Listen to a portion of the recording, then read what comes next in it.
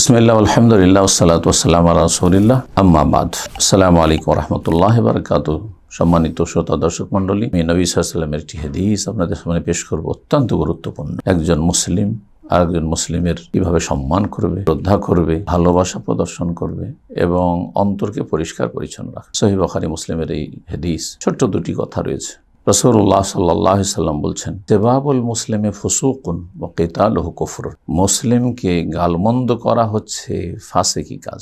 ফুসুক বা ফাসিকি কাজ কাকে বলা হয়? আল্লাহ রাব্বুল আলামিন এবং তার রাসূল সাল্লাল্লাহু আলাইহি ওয়াসাল্লামের আনুগত্য থেকে বেরিয়ে যাওয়া। কেউ যদি আল্লাহর বিরুদ্ধাচরণ করে, আল্লাহর আদেশ নিষেধ অমান্য করে, পালনে গাফিলতি করে, সেই ব্যক্তি ফাসিক। বিশেষ করে ফরজ ওয়াজিবের ক্ষেত্রে, ফরজ ওয়াজিবের পাবন্দির ক্ষেত্রে এবং হারাম নাজায়েজে লিপ্ত হওয়ার ক্ষেত্রে, আল্লাহর নাফরমানি যদি করে, সুন্নত মুস্তাহাবের ক্ষেত্রে যতটা সম্ভব পালনের চেষ্টা করতে হবে। একজন মুসলিম আরেকজন মুসলিমকে যদি গালমন্দ করে, তাহলে সে ব্যক্তি ফাসিক হয়ে যায়। আজকাল অধিকাংশ মুসলিমদের মধ্যে দেখা যায় যে আবেগে হঠাৎ করে যাকে তাকে গাল দিয়ে দেয়। রাস্তায় চলাফেরা করছে, মনের উল্টো হলো, গাল দিয়ে ফেললো। সে আপনার গাল শুনলো না হয় শুনলো না, কিন্তু আপনি ফাসিক হয়ে গেলেন, আপনি গুনাহগার হয়ে গেলেন। চলাফেরা করতে গিয়ে বিভিন্ন ক্ষেত্রে কিছু লোকের ভাষা এত খারাপ, কথায় কথায় গাল বেরা। সাথী সঙ্গীরাকে নিয়ে স্থলে কাজ করছে আর গাল দিয়ে থাকে, সে ব্যক্তি ফাসিক হয়ে গেল। আল্লাহ রাব্বুল আলামিন সমস্ত পাপাচার থেকে আমাদের বেঁচে থাকার তৌফিক দান করেন, সংশোধনের তৌফিক দান করেন। দ্বিতীয় বাক্যটি বলছেন ওয়া কিতালুহু কুফরুন। আর মুসলিমের বিরুদ্ধে লড়াই করা, মারামারি করা, এটি কুফর। সেটি ছোট কুফরই হতে পারে, এটা হচ্ছে নাশুকরি করা। আল্লাহর নিয়ামত হচ্ছে ইসলামী ভ্রাতৃত্ব, সেটার অকৃতজ্ঞতা প্রকাশ করা, নাশুকরি করা।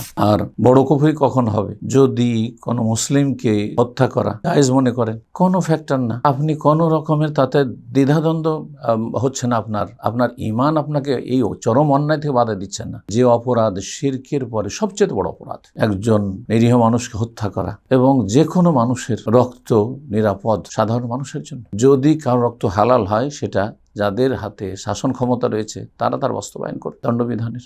সুতরাং কোন মুসলিমকে কেউ যদি খুন করে, তাহলে সেই ব্যক্তি বড় কুফরি করলেও সেটাকে যদি হালাল বৈধ মনে করে, যে কেউ মারা আমার জন্য বৈধ, তাহলে সে ব্যক্তি বড় কাফির হয়ে যায়। এবং যে ব্যক্তি একজন মুসলিমকে খুন করে, তার জন্য কঠিন শাস্তি রয়েছে দুনিয়া এবং আখিরাতে। ইহকালে লাঞ্ছিত, পরকালে তার জন্য মহা শাস্তি রয়েছে। আল্লাহ রাব্বুল আলামিন এই রকমের সমস্ত অপরাধ থেকে আমাদের বেঁচে থাকার জন্য তৌফিক দান করেন। আল্লাহ রাব্বুল ইরশাদ করেছেন, ওয়া মান ইয়াকতুল মুমিনা মুতাআম্মিদান ফাজাযাউ জাহান্নাম। যেই ব্যক্তি কোনো মুমিন মুসলিমকে ইচ্ছাকৃত খুন করবে, তার শাস্তি হচ্ছে জাহান্নাম, খালিদান ফিহা, সেখানে চিরস্থায়ী মানে দীর্ঘস্থায়ী হবে। আর যদি সে হালাল মনে করে, কাফের হয়ে যাবে আর সে চিরস্থায়ী হবে। ওয়াগাযিব আল্লাহু আলাইহি, তারপর আল্লাহর গজব হবে। লানাহু, আল্লাহর রহমত থেকে তাকে বঞ্চিত করবেন, লানত আল্লাহর রয়েছে। আদাল্লাহু আযাবান আযীম, পঞ্চম শাস্তি তার জন্য মহাশাস্তি প্রস্তুত রয়েছে। আল্লাহ রাব্বুল আলামিন আমাদেরকে সংযত হওয়ার তৌফিক দান করেন, সমস্ত পাপাচার থেকে মুক্তি লাভের তৌফিক দান করেন। সুবহান রাব্বিকা রাব্বিল ইজ্জাতি আম্মা ইয়াসিফুন ওয়া সালামুল মুরসালিন ওয়ালহামদুলিল্লাহি রাব্বিল আলামিন।